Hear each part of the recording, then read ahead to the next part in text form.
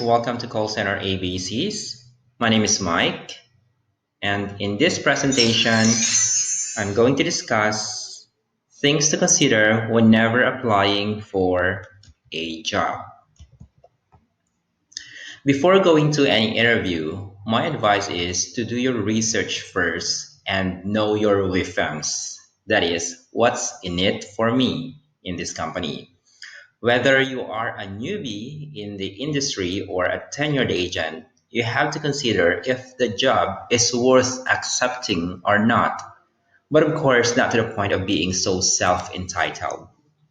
Personally, whenever I go to any interview, I do some quick research about my prospect company and see what they could offer me.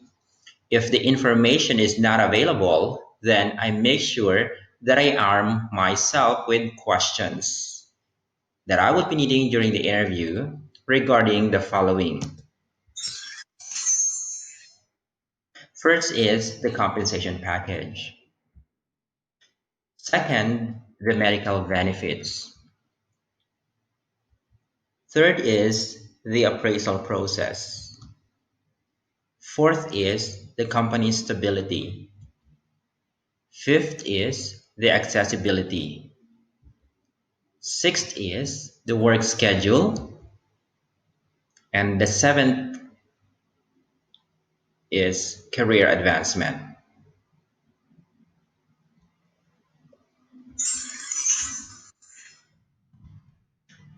Now let's go with the compensation package.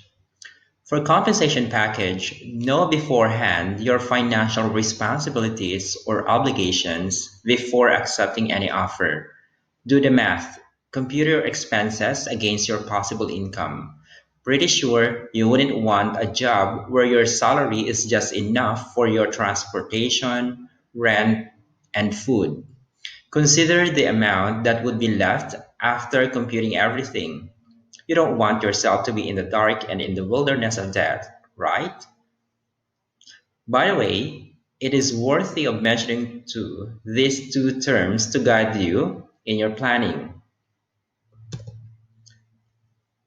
First one is gross income. Gross income refers to the total income earned by an individual on a paycheck before taxes and other deductions. The keyword here is income, total income, before taxes and other deductions. Net income, on the other hand, refers to a person's income or earnings after deductions and taxes, like your pag-ibig, SSS, and co-payment if there is any. This is what we call as our take-home pay. Now, if you are an incentive-driven individual, then you might want to ask about process incentive program or referral program during your interview.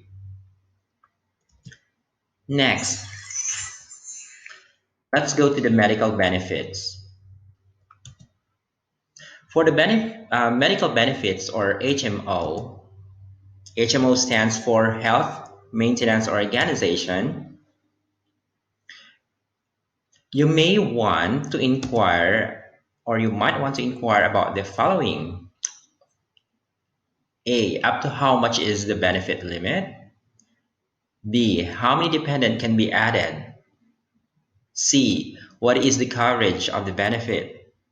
E, are there dependents for single employees? E, when is the effectivity of the HMO? F, how much is the co-payment if there's any? And actually this should be A, the name of the HMO provider.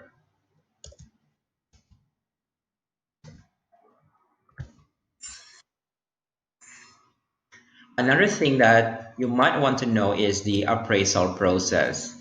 You can also ask if the company you are applying to has an appraisal process wherein every year an agent's performance is assessed or evaluated and the agent's pay or salary is increased depending on the generated income of the company and of course the employee's performance. In addition, Some companies associate band level or BPO grade level to the result of the appraisal process or the agent's performance evaluation. A newbie would have a BPO1 band level, while experienced agents would usually have a BPO2 band level or above. Your BPO grade level would give you more value as an agent whenever you apply to other companies. Another consideration would be the company's stability. Stability is the ability to withstand a temporary setback or problem such as decrease in sales, lack of capital, or loss of a key employee or customers. And this has been actually tested by the recent issue that our country, and not only our country, but the whole world is facing, and that's the pandemic. Questions that you might want to be answered is how long has been the company in operation? How big is the company?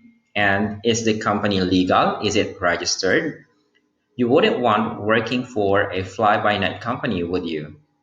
So, do your research on how long the company has been in operation. Do read blogs, ask questions to your friends or to those persons who are already working in that particular company that you are eyeing.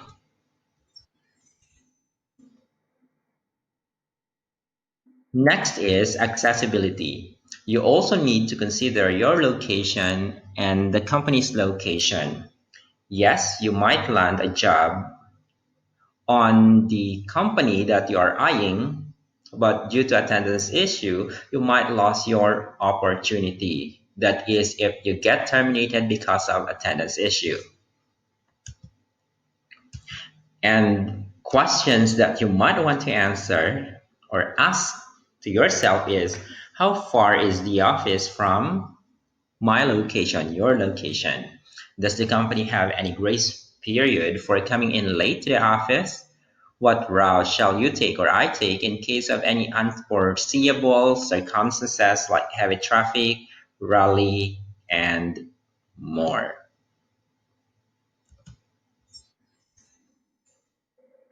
Another consideration is the work schedule.